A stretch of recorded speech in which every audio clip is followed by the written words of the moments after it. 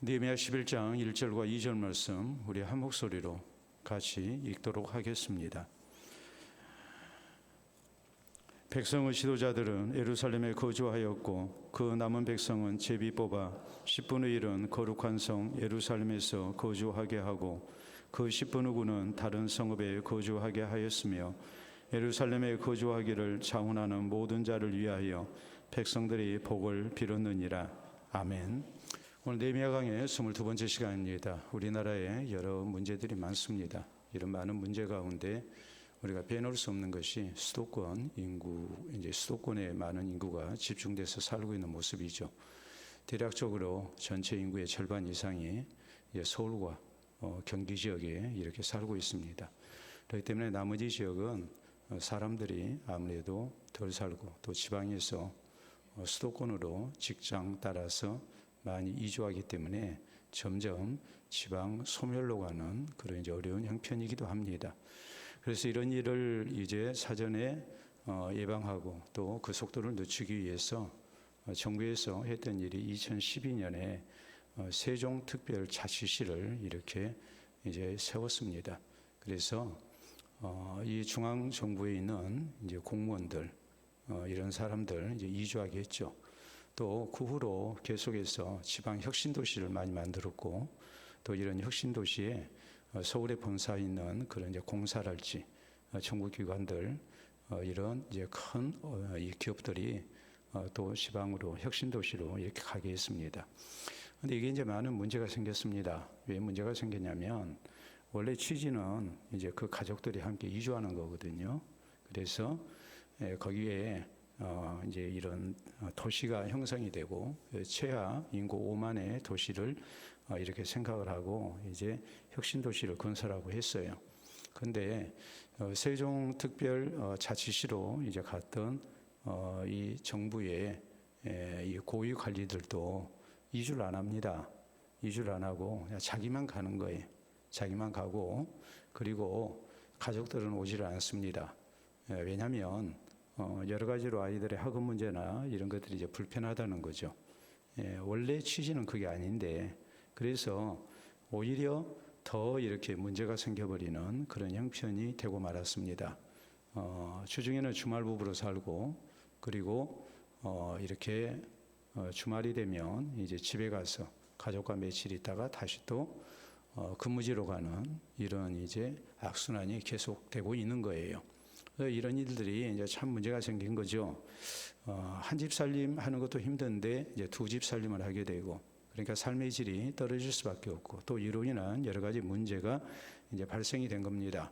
도시 발전에 많은 문제가 생기고 또 차질이 생겼고 또 사람이 상주하지 아니하니까 도시 기능이 별로 발휘가 되지 않는 그래서 이 선순환이 일어나지 않는 그런 이제 형편이 되고 말았습니다.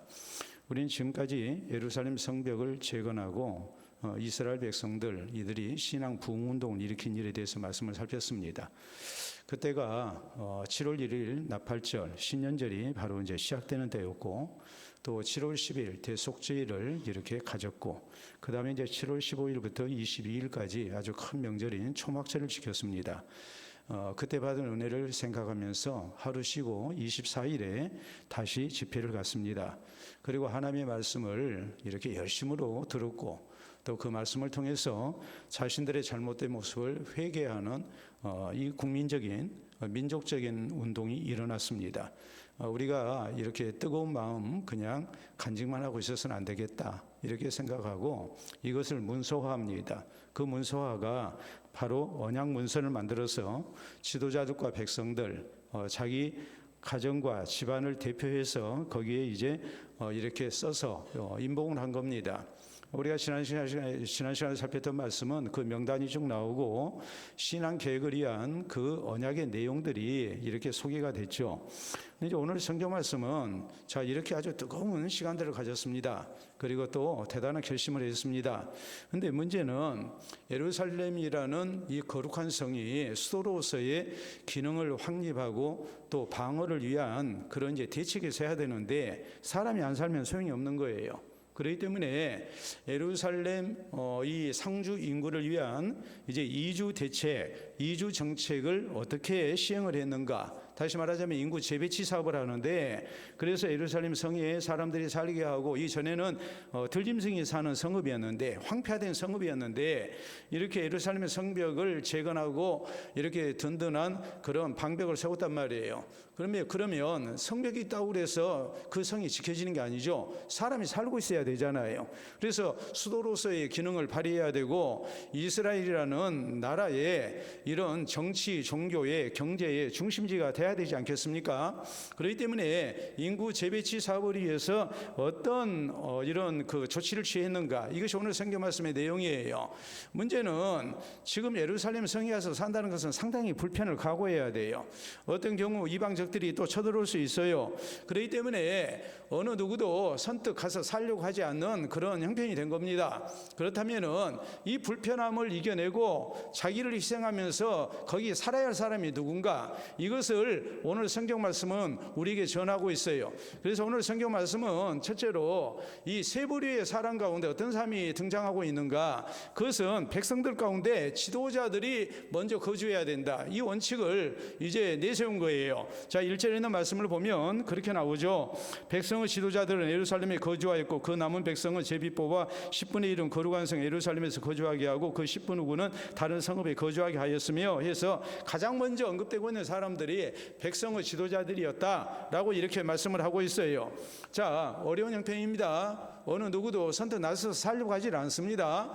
그런데 이런 때에 누가 앞장을 서야 되는가, 누가 가장 먼저 희생돼야 되는가, 그것은 다름이 아니라 지도자여야 한다. 지도자들이 백성과 나라를 위해서 앞장서서 희생하고 헌신되고 또 섬기는 모습이 있어야 된다. 저희가 먼저 거기 살아야 되고 정착해야 된다. 이것을 가장 중요한 원칙으로 먼저 내세운 거예요. 왜요? 지도자니까요. 일반 백성과는 다르지 않겠습니까? 그렇기 때문에 백성을 지도하기 위해서 또 이 나라를 바로 세우기 위해서 지도자들이 먼저 헌신돼야 된다는 것이 어느 누구도 거역할 수 없는 아주 중요한 제1 원칙이 된 거예요. 자, 그렇기 때문에 우리가 오늘 하나님의 교회를 섬기는 데 있어서 또 우리가 그리스도인으로 부름받아서 이 우리가 살고 있는 공동체를 섬기는 데 있어서 우리 그리스도인이 가장 먼저 가져야 할 신앙의 자세가 무엇인가, 그것은 섬기는 삶이라는 사실이에요.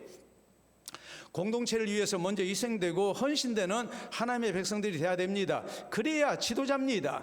지도자가 자꾸 뒷공문이나 빼고 편한 자리나 찾아가고 한다면 그런 사람을 누가 인정하겠습니까? 지도자가 그래서는 안 되죠. 지도자가 앞장서야죠. 좋은 일에만 앞장서는 게 아니라 굳은 일에도 앞장서야 되고, 내게 어떤 이익이 있으니까 앞장서는 게 아니라 내가 죽는 줄 알면서, 내가 손해보는 줄 알면서 앞장서는 사람이 지도자라 이 말이에요. 그렇기 때문에 우리 그리스도인의 삶이라는 것은 어떤 삶이 되어야 진짜 그리스도인인가, 그것은 우리 예수님을 본받아서 섬기는 삶을 사는 것이 그리스도인의 모습입니다. 예수님께서 이 땅 가운데 오신 것은 섬기는 자로서 오셨습니다. 우리 주님은 섬김받기 위해 오신 분이 결코 아닙니다. 그러니까 예수 그리스도의 제자된 우리의 삶의 선택이 어떤 모습이 되어야 되겠습니까? 우리가 이익되고 양재바른 것만 쫓아다니는 사람이 되어야 되겠습니까? 아니면 우리가 손해보는 자리로, 또 어떤 경우에 희생되는 자리로, 또 어떤 경우에는 그늘지대를 먼저 찾아가는 사람이 되어야 되겠습니까? 섬기는 자가 되어야 됩니까? 섬김을 받는 자가 되어야 됩니까? 지도자라면 먼저 자기를 희생하는 사람이 돼야만이 그 사람이 진짜 지도자고, 그런 사람이 백성들에게 인정받고 또 백성들을 이끌 수 있는 사람이 된다는 것, 이건 당연한 원칙이지 않겠습니까? 자, 우리가 출애굽기 32장에 보면 모세가 우상숭배한, 금송아지 우상숭배한 백성들을 위해서 하나님 앞에 기도하는 대목이 나옵니다. 그때 모세가 뭐라고 기도했습니까? 하나님 여호와여, 이 백성들의 죄를 사하여 주시옵소서. 만약 그렇게 하지 아니하시려면 주께서 기록한 책에서 내 이름을 지워버려 주옵소서 그랬거든요. 이 말씀의 의미는 하나님 이 백성들 용서해 주십시오. 만약 용서하지 아니하시려면 나도 같이 멸망당하게 해달라는 거예요. 그 정도로 자기 희생적인 각오 속에서 하나님의 용서를 구했을 때 하나님의 용서와 긍휼이 나타났습니다. 지도자는 그래야 된다는 것을 우리에게 말씀을 하고 있는 거예요. 자, 사도행전에 보면 초대 예루살렘 교회가 굉장히 부흥했습니다. 근데 항상 좋은 일만 있었던 게 아니죠. 굉장한 부흥을 했지만 이 부흥 속에서 교회는 또 시험에 들게 됩니다. 그 시험은 우리가 보면 크게 세 가지로 나타납니다. 첫 번째 있었던 시험이 뭐였냐면 헌금에 대한 시험 문제였어요. 바나바 같은 아주 신실한 지도자가 있어서 이런 사람이 먼저 앞장서서 자기를 헌신했습니다. 그래서 요셉이라는 이름을 바나바, 위로의 아들이라는 이름으로 이렇게 사도들이 바꿔줬다고 했습니다. 참 본이 되는 사람이었죠. 근데 이런 모습을 보고 세속적인 그런 이 명예욕에 빠져서 아나니아와 삽비라 부부가 거짓된 헌금을 합니다. 그래서 이로 인해서 하나님의 무서운 징벌을 당합니다. 이것이 첫 번째 시험으로 등장합니다. 물론 그 전에 베드로와 요한이 성전 미문에 놓여 있었던 나면서부터 걷지 못한 장애인을 예수 그리스도의 이름으로 일으켜 세우고, 또 이로 인해서 이제 사도들이 이렇게 공회에 끌려가고 또 욕을 보는 그런 일들이 분명히 있었습니다. 그러나 그것은 사도들에게 미친 시험이었어요. 그러나 교회 전체적인 시험은 바로 뭐였냐면 헌금에 대한 문제였거든요. 두 번째는 어떤 시험이 찾아옵니까? 그것은 교회의 이 약자들, 이 가난한 과부들을 구제하는 일로 인해서 이제 소수파인 헬라파 유대인들, 헬라어 문화권에서 살면서 이렇게 이 예루살렘으로 이제 돌아왔던 사람들, 그리고 개종해서 기독교인이 됐던 사람들, 이들을 돌보는 데 있어서 히브리파 유대인 과부보다도 저희에 대한 관심과 섬김이 부족했기 때문에 이제 또 이것이 교회의 시험이 됐습니다. 근데 이것도 이제 잘 넘어갔죠. 어떻게 넘어갑니까? 베드로 사도의 제안을 따라서 이제 성령과 지혜가 충만하여 칭찬하는 사람 7을 집사 7명을 선출을 했고, 그들에게 이 구제하고 봉사하는 일을 맡겼습니다. 섬기는 일을 맡겼습니다. 그리고 사도들은 기도하는 일에 또 말씀 전하는 일에 이렇게 전념을 했고, 그로 인해서 하나님의 말씀이 더욱 왕성해졌고 오히려 교회는 더 크게 부흥될 수 있었다. 성경이 이렇게 말씀해서 전화위복에 그런 결과가 나타났다는 사실을 증거합니다. 근데 세 번째 닥친 시험은 이게 쉬운 시험이 아니었습니다. 신실한 지도자였던 스데반 집사가 이렇게 순교를 당하게 됩니다. 그리고 교회에 대대적인 박해가 일어났습니다. 그래서 우리가 성경을 보면 성도들이 예루살렘에서 살지를 못하고 이제 피난 가야 되는, 교회가 공중분해가 되는 그런 어려운 일에 빠지게 됩니다. 자, 이때의 경우를 우리가 생각해 보세요. 우리가 사도행전 8장 1절에 있는 말씀을 보면, 그러니까 사도행전 6장에 스데반 집사가 잡혔고, 그리고 7장에 공회에서 그가 최후 변론을 하죠. 그리고 이제 순교의 제물이 됐습니다. 여러분, 그러면은 이 스데반 집사가 이렇게 순교되고 난 다음에 모든 문제가 잠잠해졌느냐? 아니에요. 이것을 기점으로 해서 교회에 대한 대대적인 박해가 일어났단 말이에요. 그래서 8장 1절에 보면 이제 스데반 집사가 순교하고 난 다음에 교회에 대대적인 박해가 일어났다. 이 대대적인 박해 속에서 성경은 교회가 어떤 모습으로 이렇게 지켜지고 있는가, 성도들이 어떤 반응을 보이고 사도들이 어떻게 했는가, 여기에 대한 말씀이 나오거든요. 그때 성경은 이렇게 기록을 하고 있어요. 사도들 외에 성도들이 다 흩어졌다. 그러니까 마지막 순간까지 예루살렘을 떠나지 않고 교회를 지켰던 사람들이 누구냐면 사도들, 지도자들이었어요. 교인들, 성도들은 다 피난을 가야 했어요. 왜요? 잡히면 죽으니까. 감옥에 갇히고 매를 맞고 고문당하고 해서 순교를 당합니다. 그러니까 사도들이 성도들에게는 다 피난 가게 했어요. 대신에 사도들은 교회를 떠날 수가 없었어요. 사도들은 예루살렘을 떠나지 않습니다. 그리고 어떻게든 교회를 지켜보려고 애를 쓰는 겁니다. 여러분, 우리가 하나님 앞에 교회의 지도자로 우리가 부르심을 받았다면 어떤 신앙 자세가 있어야 되는가를 우리가 기억을 해야 돼요. 내가 교회의 중직자가 됐어요. 그러면은 그만큼 우리가 중직을 맡았기 때문에 그만큼 지는 짐이 더 많아져야 됩니다. 이것이 지도자예요. 그런데 교회가 어려울 때 자꾸 뒷공문이 빼고, 또 내가 이름되는 자리에서는 그때는 나를 나타내기를 원하고, 그래가지고는 우리가 절대 바른 신앙생활을 할 수 없고 교회가 바르게 지켜지지 않죠. 여러분 지난 2023년 10월에 이제 팔레스타인 무장단체인 하마스와 이스라엘 사이에 전쟁이 일어났습니다. 이것이 이제 제5차 중동전이라고 이렇게 이제 말을 할 정도가 됐죠. 자, 이런 전쟁이 일어났을 때 이스라엘에서 이제 예비군 동원령을 내렸어요. 예비군 동원령이 이제 40세 이하인 그런 국민들에게 예비군 동원령이 내렸고, 그리고 32세 이하는 곧바로 징집 대상이 됐습니다. 근데 이스라엘은 우리가 알다시피 여자들도 이제 모두가 다 의무 복무를 해야 되거든요. 실제 이스라엘 가보면 통곡의 백이랄지 이런 데 가보면 거기 이제 삼엄하게 지켜요. 삼엄하게 지키고, 또 이제 뭐 국가 어떤 기관들, 또 대학들 이런 데 보면 군인들이 총 들고 실탄 장전해서 그래서 이제 지키고 있습니다. 그래서 좀 분위기가 살벌해요, 가면은. 근데 통곡의 벽 같은 데서 이 지키는 군인들 가운데 여자 군인들이 상당히 많습니다.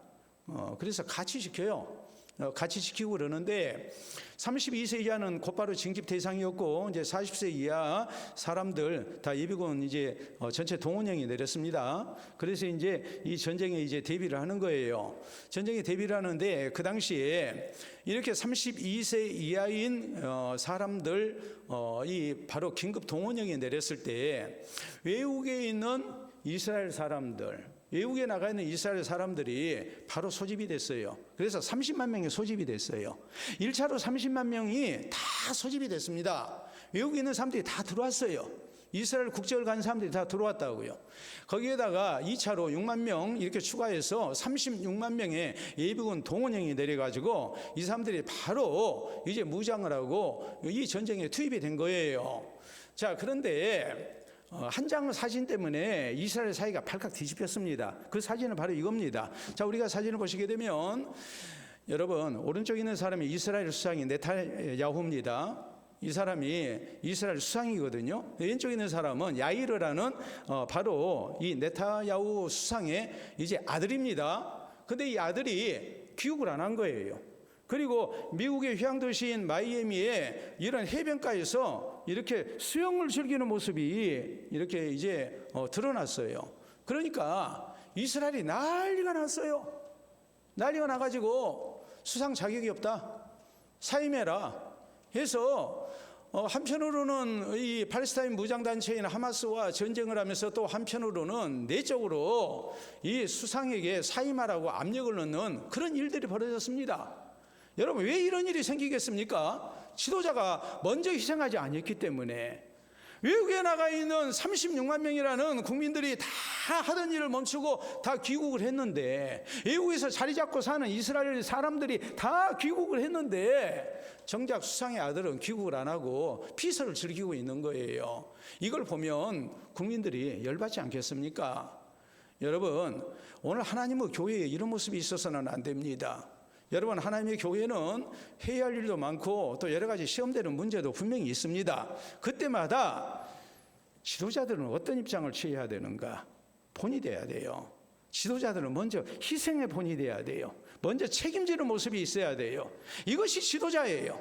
지도자가 자기 희생 없이 섬김만 받으려고 한다면 그건 지도자의 자격이 없는 사람입니다. 지도자는 가장 먼저 희생돼야 돼요.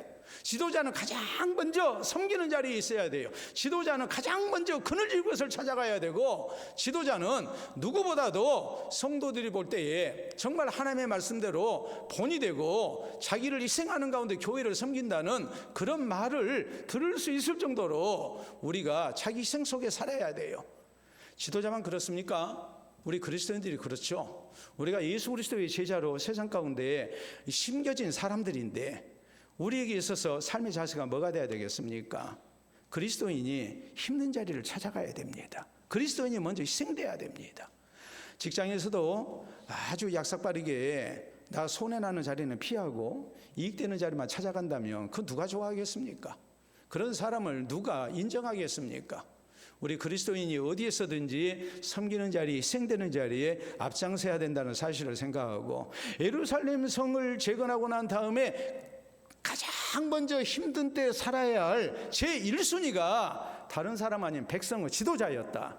이걸 우리가 생각을 하고 내가 하나님의 백성으로서, 내가 또 교회의 지도자로서 가장 먼저 희생되고 가장 먼저 섬기는 그런 직분자로서 우리가 헌신돼야 된다는 것, 이것을 우리가 기억하고 또 이런 모습으로 우리가 주의 교회를 섬기고 우리의 공동체를 섬겨나가는 백성의 지도자들, 또 그리스도인들이 될 수 있기를 바랍니다. 다음 두 번째로 어떤 사람들이 거기 거주해야 되는가?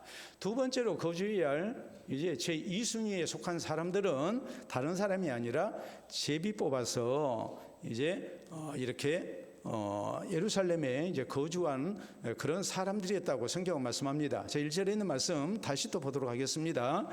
백성은 지도자들 예루살렘에 거주하였고 그 남은 백성은 제비 뽑아 10분의 1은 거룩한 성 예루살렘에서 거주하게 하고 그 10분의 9는 다른 성읍에 거주하게 하였으며 그랬어요. 자, 백성은 지도자들, 말 그대로 백성은 지도자니까 수가 많겠습니까? 적죠.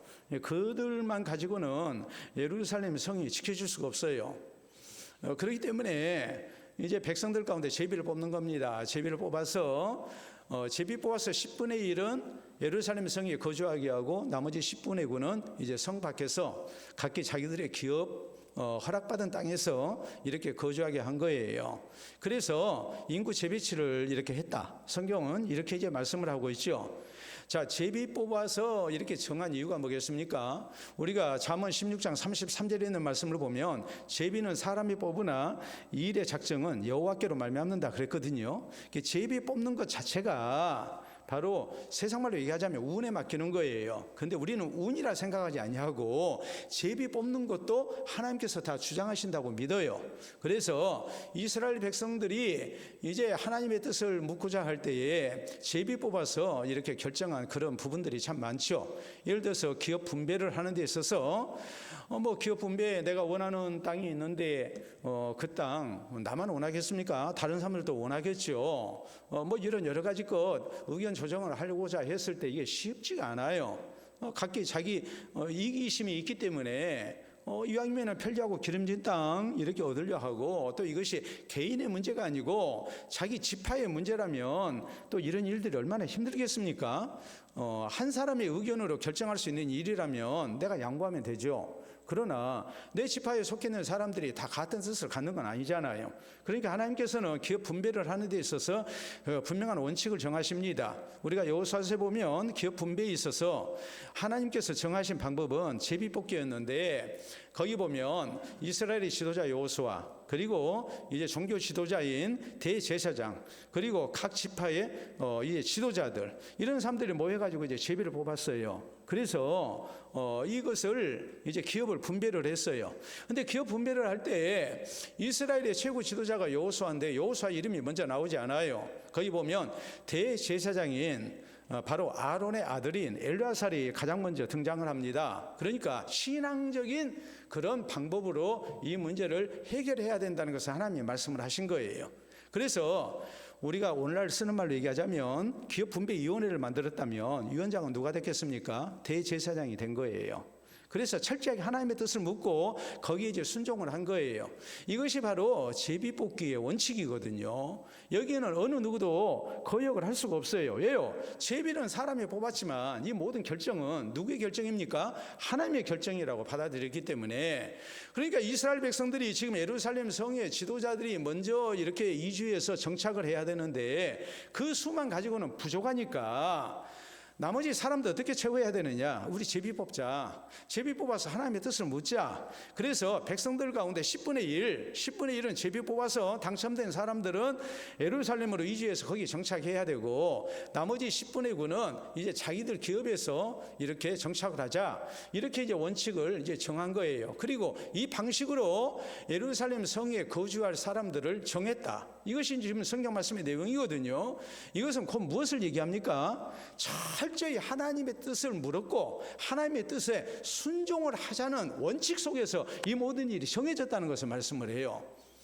여러분, 우리가 공동체를 이렇게 이루고 살다 보면 의견 대립이 있을 수 있어요. 서로 이해관계가 상반될 수가 있어요. 이때마다 교회가 결정해야 하는 것은 뭐냐면 바로 하나님의 뜻이 무엇인가를 우리가 찾는 거예요. 수가 많기 때문에 따르는 게 아니고 하나님의 뜻을 묻는 자세가 우리에게 있어야 된단 말이에요. 또 우리가 세상을 살면서 하나님의 백성들은 우리에게 내 삶의 선택과 또 방향을 결정하는 이 모든 것에 있어서 가장 중요한 원칙이 뭐여야 되는가? 그것은 바로 하나님의 말씀입니다. 하나님의 말씀에 대한 순종을 통해서 우리는 하나님의 선한 인도를 받아야 돼요. 자, 광야 생활하던 이스라엘 백성들, 하나님께서 십계명의 두 돌판을 주시고 이것을 하나님의 인재의 상징인 언약궤에 보관케 하셨습니다. 그리고 이스라엘 백성들은 하나님께서 인도하신 가나안 땅을 향해 나아갈 때에 저희가 어디로 가야 할 것인가, 방향을 정하고 또 저희가 장막을 칠 것을 찾는 데 있어서 성경은 말씀하시기를 철저히 언약궤 인도를 따랐다라고 이렇게 말씀을 해요. 언약궤는 또 무엇의 인도를 따랐습니까? 제사장들이 자기들 마음대로 언약궤 메고 오늘은 동쪽, 내일은 서쪽 이런 식으로 갔습니까? 그렇게 안 갔죠. 구름 기둥이 인도를 했거든요. 구름 기둥은 하나님의 임재의 상징이었어요.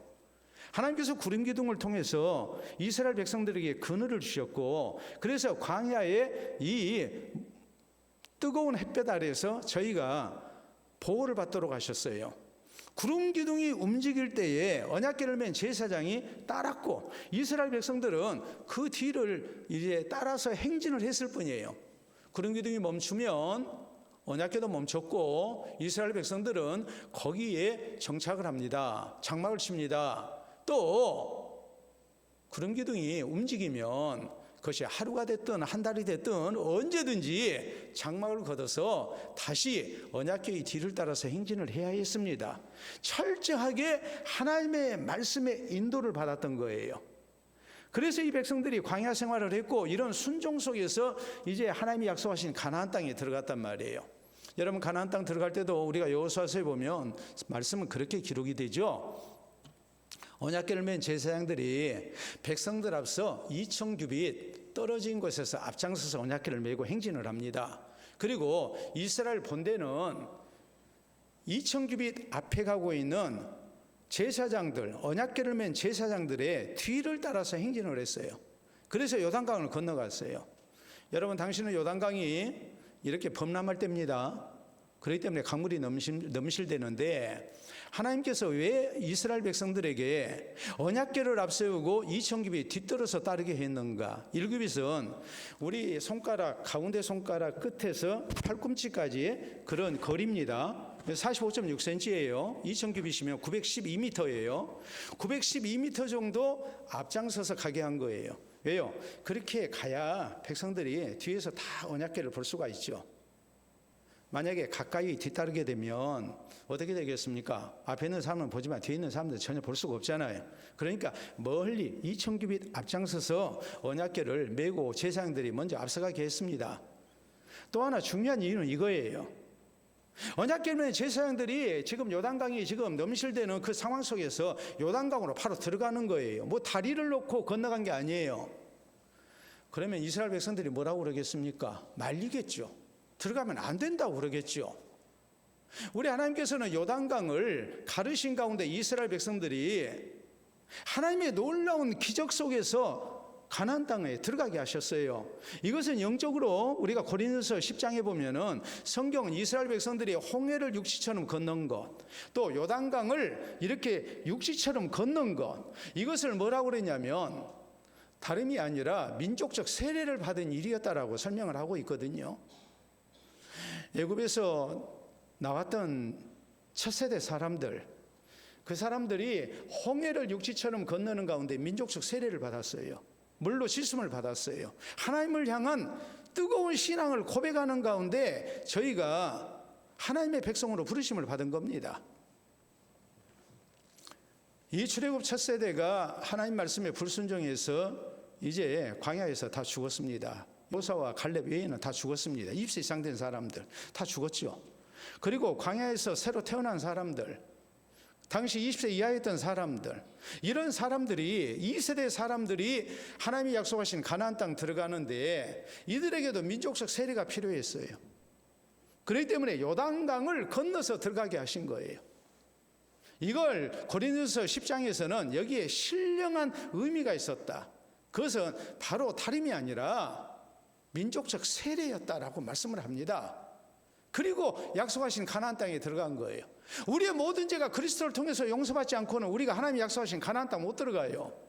근데 이런 일에 있어서 절대적 순종이 아니고는 이 민족적 세례를 받을 수가 없어요. 그러니까 하나님께서 언약궤를 맨 제사장이 2000규빗 앞장서게 한 거예요. 그리고 이스라엘 백성들은 무조건 뒤따르게 한 거예요. 제사장들이 먼저 강물이 넘실대는데 거기에 들어갑니다. 언약궤를 메고 들어갑니다. 그럴 때 강물이 갈라졌어요. 강물이 갈라지니까 들어간 게 아니에요. 하나님의 말씀에 대한 절대적 순종을 통해서 이스라엘 백성들이 바로 가나안 땅에 들어갈 수가 있었던 거예요. 그러니까 우리 예수님께서도 우리에게 하신 말씀이 뭡니까?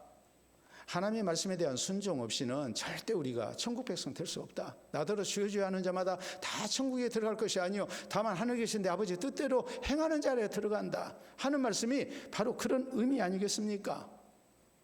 여러분, 지난 23년 10월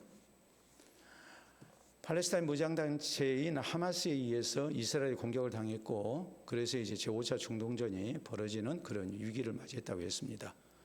자, 이 가운데 그 일이 남은 나라의 얘기가 아니라 내 일신상의 생명에 위협이 되는 그런 사건을 경험하신 분이 있습니다. 손 들어보세요. 제가 지금 쳐다보고 있잖아요. 빨리 손 드세요, 두 분. 예. 아니, 왜 아내를 보고서 눈치 보고 손 들다가 이럽니까? 번쩍 드셔야죠. 예. 우리 이승환 집사님하고 정영순 권사님이 그때 성지순례를 가셨습니다.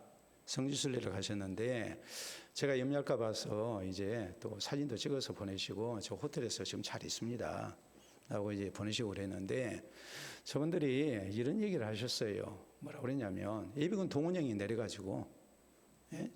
젊은 사람들이 이제 군인들이 이제 부장해가지고 호텔 이렇게 있는 분들, 갈릴리 근처에 계셨죠? 예, 디베랴, 예, 거기 계셨다고 그랬는데 디베랴가 우리가 요한복음 21장에 보면 디베랴 해안이 나와요. 그게 이제 로마 황제인 티베리우스를 기념해 가지고 아첨하느라고 이렇게 헤롯이 디베라라고 이름을 이제 바꿔준 거예요. 우리가 저 강남에 가면 테헤란로가 있지 않습니까? 이란과 우리가 좋게 지낼 때, 예, 그럴 때 중동부이 일어나고 건설 경기가 막 굉장히 활발할 때, 그래서 이제 이란의 수도인 테헤란의 이름을 따가지고 이제 테헤란로라고 이렇게 했단 말이에요. 예? 우리가 빛고울로 있잖아요. 빛고울로 맨 처음 이름이 뭐였을까요? 아시는 분이 없어요. 센다이로였죠. 예. 일본의 센다이와 광주가 자매 결연을 맺었거든요, 서로. 그래서 이제 센다이라고 했는데, 아니 광주 들어오는 길목인데 그게 뭐냐 해가지고 굉장히 반발이 심했고, 그래서 이 센다이를 이제 빛골로로 이렇게 바꿨어요. 아시죠? 예, 기억나실 거예요. 그래서 이제 그 디베랴 해안이 이제 갈릴리 바다입니다. 예, 갈릴리 호수예요. 게네사렛 호수, 거기 게네사렛 이제 평야, 긴네렛도 호수라고 하는데 여러 이름으로 이제 불리는 데거든요. 근데 그저 호텔에 계셨는데 군인들이 무장하고 투숙객들 이렇게 이제 지켜줬어요. 그러니까 목사님 걱정하지 마세요. 두 분 웃으면서 화평한 얼굴로 이렇게 사진을 찍어서 뒤쪽에는 군인들이 총 들고 이렇게 있는 모습. 이제 그래서 저 걱정하지 말라고 이렇게 사진 보내주고 그랬는데, 그때 우리 집사님이 저한테 그런 얘기를 했어요. 그날 호텔에서 아침밥 드셨어요? 못 드셨어요? 그거 일일이 권사님한테 물어봐야 합니까? 귀가 잘 안 들려서. 예. 근데 또 지금 얘기를 해도 잘 들려요? 잘 안 들려서. 그때 식사 못 하셨다고 그랬잖아요. 예, 왜 못했다고 그랬어요?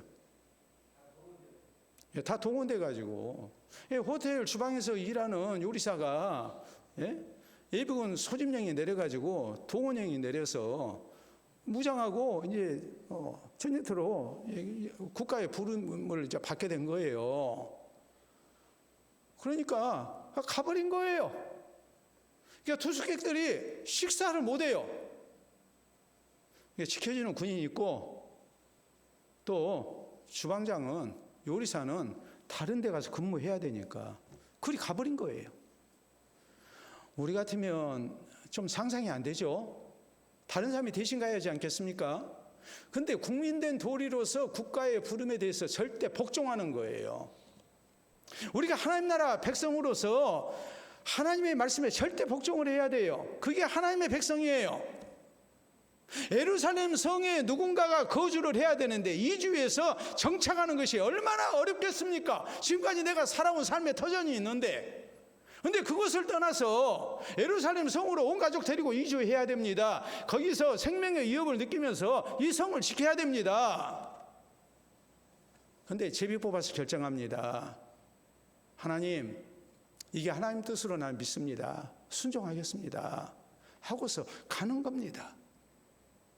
우리 예수님께서는 십자가 지실 일을 두고 하나님 앞에 기도하십니다. 아버지, 할만하신 이 잔을 내게서 지나가게 하시옵소서. 그러나 내 원대로 마시고 아버지 원대로 되기를 원합니다.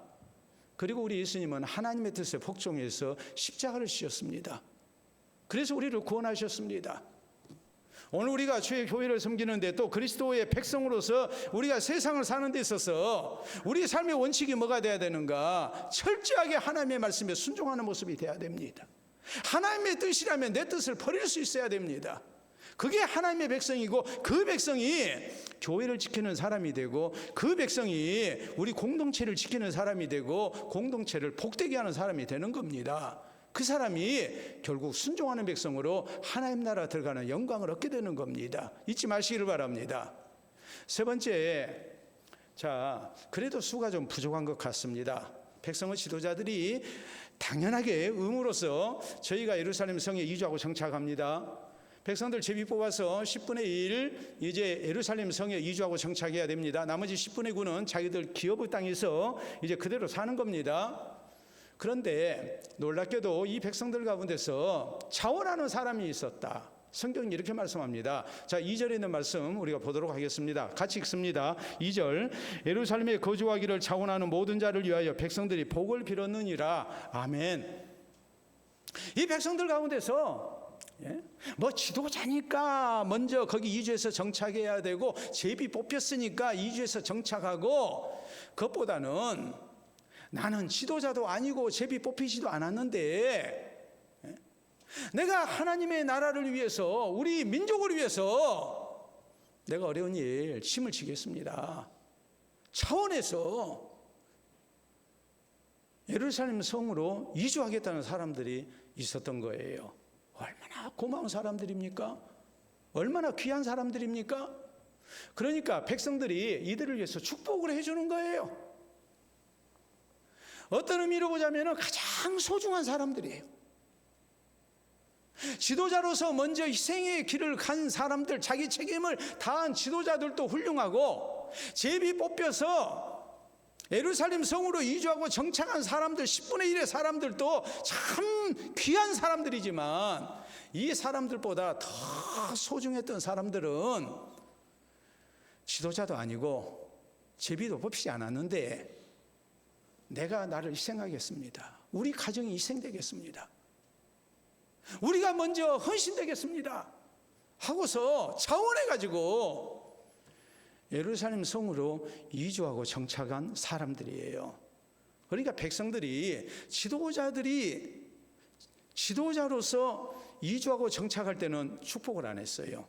제비 뽑혀서 10분의 1이 예루살렘에 이주하고 정착할 때도 축복 안 했어요.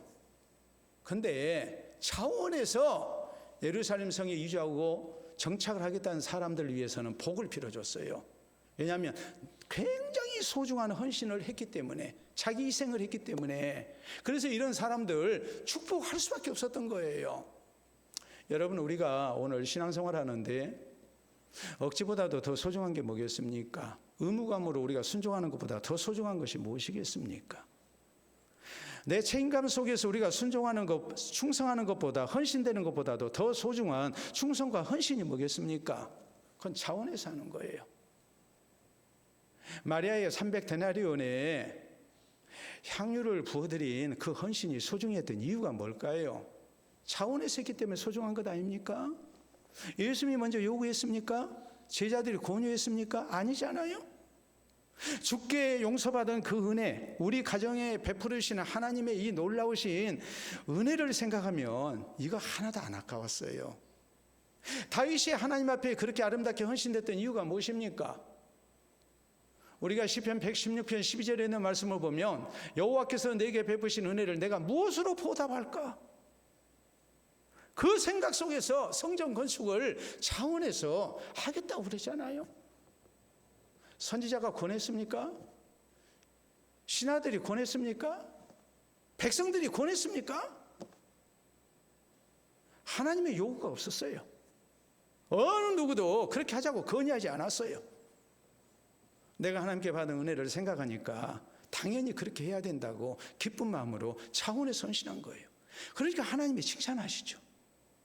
그리고 그와 그의 자손들에게 참으로 하나님이 붙드신 은혜 속에 이스라엘의 왕위가 끊기지 아니할 거라고, 또 하나님의 은총이 거두어지지 않을 거라고, 그리고 결국 그의 후손 가운데 만왕의 왕 되신 예수 그리스도가 나시는 이런 놀라운 영광을 얻지 않습니까? 모세 시대의 성막을 건축하는 것도 어떤 헌금을 하나님이 원하셨습니까? 즐겨내는 자의 것만 받으라고 그랬어요. 즐겨내는 자의 것만 받으라. 우리가 고린도 후서 9장 7절에 있는 말씀을 보면 거기 성경이 이렇게 말씀합니다. 인색함으로나 억지로 하지 말지니 하나님은 즐겨내는 자를 사랑하시느니라. 아프리카 속담에 그런 말이 있습니다. 10명의 징집된 군인보다도 1명의 지원자가 더 낫다라고 했어요. 억지로 전쟁터에 끌려온 10명보다도 나라와 민족을 생각해서 내가 지원한 사람이 더 소중하다 그랬어요. 하나님 나라의 역사는 물론 책임감 속에서 자기 의무를 다하는 것도 필요하고, 또 우리가 하나님께서 명령하셨기에 또 교회가 요구하기에 내게 책임을 맡겼기 때문에 거기에 대해서 순종하고 헌신하는 것도 소중하지만, 더 소중한 것은 교회의 연약한 부분을 보면서 또 하나님 나라 사역을 생각하면서 내가 해야 할 일이 무엇인가를 알고 차원에서 헌신된 모습입니다. 오늘날에 어떤 도시에서 올림픽을 연다고 그러면 막 반대합니다. 왜냐하면 천문학적인 비용이 들거든요. 그렇기 때문에 기존 시설을 활용해야 된다. 하지만 새롭게 인프라 구축을 해야 하는 부분도 많고, 또 호텔도 새로 지어야 되고 숙박시설 이렇게 짓고 하니까 굉장히 많은 그런 경비가 소요가 됩니다. 근데 흑자 올림픽을 하는 데 있어서 가장 중요한 요소가 뭐냐면, 전체적인 인프라를 구축하고 있는 것도 필요하지만 경기장도 지어져 있고 호텔도 많고 하면은 좋죠. 또 교통도 편리하고 하면 좋죠. 근데 그것보다도 더 중요한 것은 뭐냐면 자원봉사자들이 있어야 된다는 사실이에요. 자원봉사자가 있지 않고는 절대 흑자 올림픽이 열릴 수가 없어요. 자원봉사자 없이 올림픽을 열면요, 그 도시가 망해요. 파산해요. 그 정도로 경비가 많이 들어요. 하나님의 교회도 마찬가지예요. 얼마나 하나님을 사랑하고 하나님 은혜에 감사하고 또 교회를 사랑하는 사람이 많은가, 그리고 자원에서 기쁜 마음으로 헌신되는가, 거기에 따라서 건강한 교회가 건설될 것인지 아니면 병든 모습으로 교회가 겨우 명맥만 유지할 것인지 그것이 결정이 됩니다. 그렇기 때문에 오늘 우리의 신앙생활이 감사와 기쁨 속에서 하나님의 은혜에 대한 그런 즐거움 속에서 우리가 아름답게 먼저 차원에서 헌신되는 그런 모습이 있기를 바랍니다. 그래서 우리 교회가 건강한 교회가 되고 또 우리 교회를 통해서 하나님의 아름다운 역사가 더욱 왕성해지는 이런 열매가 있기를 바랍니다. 우리가 오늘날 산업사회가 되고 또 도시화가 급속히 진행된 관계로 해서 우리나라만 하더라도 맨 처음에 여러분에게 말씀을 드렸듯이 수도권으로 인구가 집중되는 현상을 피할 수가 없습니다. 그러다 보니까 농촌에 사는 사람이 없습니다. 점점 줄어들고 빈집이 늘어나고 그런 얘기를 우리가 많이 듣죠. 누가 농촌에서 살려고 하지를 아니하니까요. 그래서 자기 고향을, 자기 삶의 터전을 버리고 도시로 가는 사람들이 있어요. 반면에 이제 나이가 들어가지고 귀농해서 자기 고향을 지키겠다고 돌아오는 사람들도 있어요. 다 고향을 떠나는 건 아니에요. 어떤 사람은 다시 고향으로 돌아오는 사람들이 있습니다. 여러분, 시골만 그러는 게 아니에요. 농촌만 그러는 게 아니에요. 하나님의 교회도 마찬가지예요. 교회에 섬기는 것이 불편해서 교회를 떠나는 사람들이 있어요. 나 신앙생활하기 편하고 좋은 데로 찾아가는 사람이 있어요. 반대로 교회가 힘들고 어려워도 그럴수록 나를 하나님이 우리 교회에서 필요한 일꾼으로 쓰기를 원하신다 생각하고 교회를 떠나지 않는 사람들이 있습니다. 지금 여러분들이 그러고 계신 것 아닙니까? 물론 두 가지가 혼재되어 있을 거예요. 그러나 우리가 좋을 때만 교회를 사랑하고 교회를 지켜나가는 사람이 아니라 정말 힘들고 어려워도 하나님께서 내게 허락하신 교회라 믿고 내가 죽을 때까지 우리 교회를 지켜나가야 되겠다는 각오 속에서 우리가 주의 교회를 섬겨야 되는 거 아니겠습니까? 오늘 성경 말씀 1절은 예루살렘에 대해서 뭐라고 말씀하냐면 거룩한 성 예루살렘이라고 말씀을 해요. 자, 우리가 확인해 보도록 합니다. 1절 말씀 보시기를 바랍니다. 백성은 지도자들은 예루살렘에 거주하였고 그 남은 백성은 제비 뽑아 10분의 1은 거룩한 성 예루살렘에서 거주하게 하고 그 10분의 9는 다른 성읍에 거주하게 하였으며라고 했거든요. 왜 예루살렘을 거룩한 성 예루살렘이라고 했을까요? 하나님의 성전이 있는 것입니다. 예루살렘 성을 중심으로 해서 이스라엘의 신앙이 지켜지고 예루살렘 성을 중심으로 해서 이스라엘이 생존할 수 있기 때문에, 그리고 하나님의 은총 가운데 부흥 발전할 수 있기 때문에 예루살렘은 다른 성읍과 다르다 해서 거룩한 성이라고 말씀을 하고 있는 거예요. 여러분, 우리가 세상을 살다 보면 여러 가지 공동체 우리가 속합니다. 가정이라는 공동체도 있고 직장이라는 공동체도 있고 또 우리가 세상적인 어떤 모임이라는 공동체도 있어요. 교회도 하나의 모임이에요.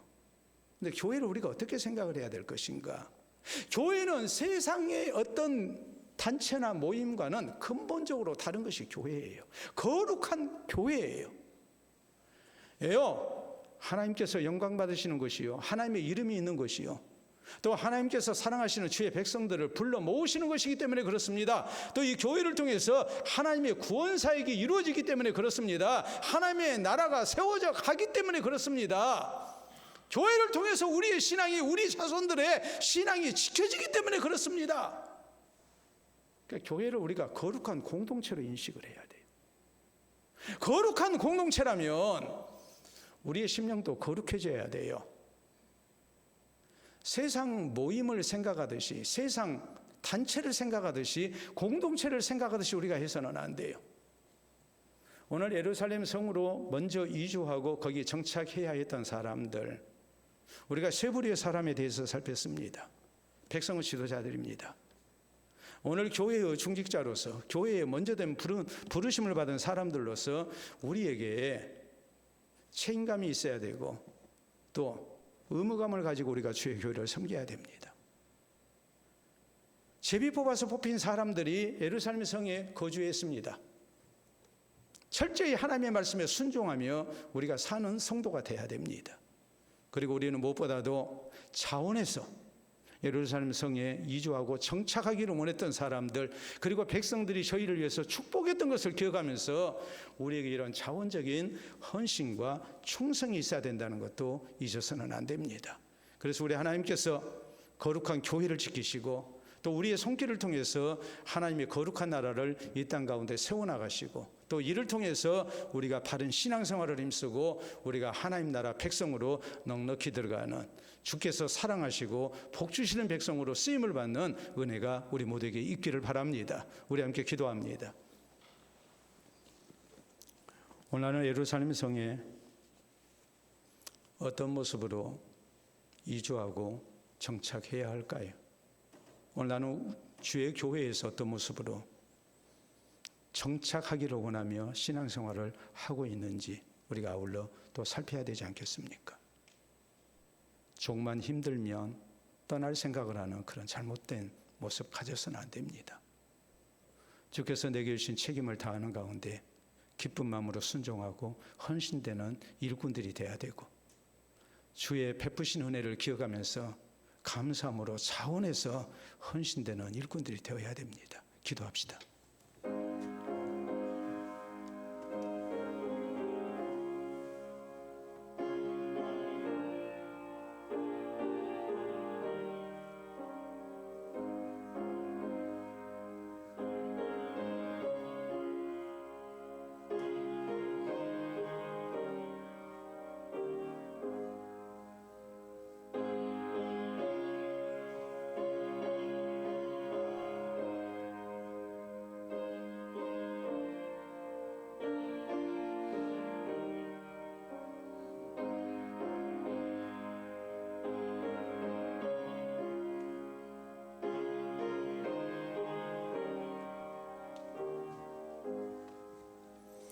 복되신 우리 아버지, 은혜를 진심으로 감사합니다.